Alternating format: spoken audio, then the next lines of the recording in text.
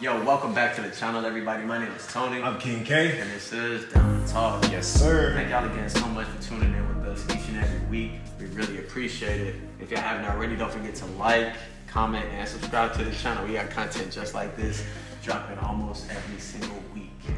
Almost. And here on this channel, Down2Talk, what we like to do is pretty much just get the conversation started. You know, we've had multiple different types of artists come on. We've had people from the military come on and speak with us, people that are business owners come and enlighten us. So there's really no limitations to what it is we talk about here on the channel. King K? Big facts. And on this channel, we're all about changing the world one conversation at a time. So if you have a business, come present it. If you have a testimony, come share it. And if you're an artist, please come perform. And today we're going to be talking about defense mechanism. It's a very serious topic. So with that being said, T, can you explain what's the difference between coping and defense mechanism? Okay. There is a distinction because, technically they could be considered the same thing. But from my understanding, coping mechanisms are conscious ways that people get over certain situations. And defense mechanisms are subconscious. So you don't really know what it is that you're doing whenever it is that you're doing it. Right. So technically, again, like there's different types of coping mechanisms, different type of defense mechanisms. But at the end of the day, one way you know what you're doing and the other you don't know what it is that you're doing. So basically that is like the main distinction between coping and defense mechanisms. And basically the next thing going into defense mechanisms is knowing about, what's triggering you, like what it is that's making you revert to these defense and coping mechanisms. And in saying that, why do you think it's important that we identify our triggers? I feel it's important to identify triggers because, we subconsciously don't know what triggers until it happens. Okay. So like, for us to go through things and then we can experiment on ourselves and see like, okay, that person said something to me, I didn't like it, or this person doing something to me that's making me feel a certain type of way.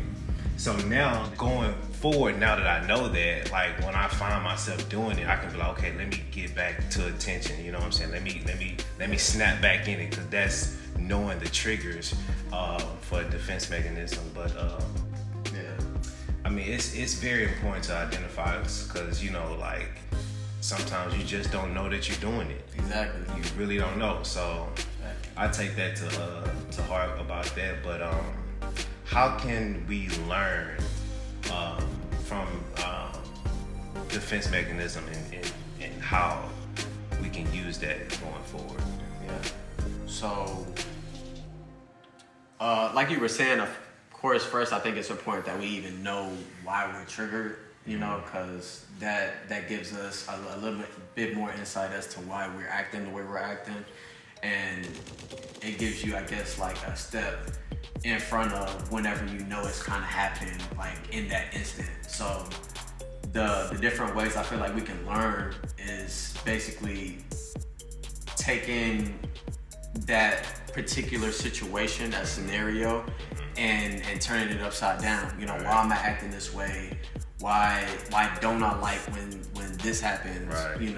Like why whenever X or Z happens, I'm reacting this way, or whenever so and so comes around, I'm just automatically, itchy and I'm trying to get away, or whatever the case is. So yeah, I think that's, again, like super important going forward and trying to become a better person later on in life. Right. And it actually brings to the next point, basically from your point of view, what do you think are some of the benefits of using these defense mechanisms? I feel like some of the benefits from the defense mechanism that you can prevent you can prevent things. Mm-hmm. And what I mean by that, like certain situations you can like, okay, this is going to trigger me. I'm not going to be around this. You know what I'm saying? So like, I feel like just knowing half the battle. So like, once you find out those triggers, or when you find those things that push you to that edge, you gotta know, okay, like I'm not gonna be here too long. I'm not gonna stay around this person for too long, or I'm just gonna like, I'm not saying seclude yourself. I'm not saying that, but I'm just saying like find your triggers and just distance yourself. Yeah. I actually know somebody that and I think this is like a defense mechanism. Yeah. I met this girl, if you're watching, it's all love. But she laughs. When she's nervous, she laughs. When she's angry, she laughs. There's a lot of things that people do that help them cope with a situation at hand, So like for me, sometimes I listen to lo-fi when I'm feeling down, or I smoke some or whatever, just to cope whatever I'm feeling with at the time. Right. And that's that's a defense mechanism in itself. Yeah. I mean, but you aware of it though. I'm aware of it. So yeah. you know. Yeah. So, all right, that pretty much wraps up the rest of the episode, man. We want to thank y'all again for tuning in. If y'all haven't already, don't forget to like, comment, and subscribe to the channel. Come on, we got content just like this dropping almost every single week. Tune in next week or the week after. This is Down to Talk.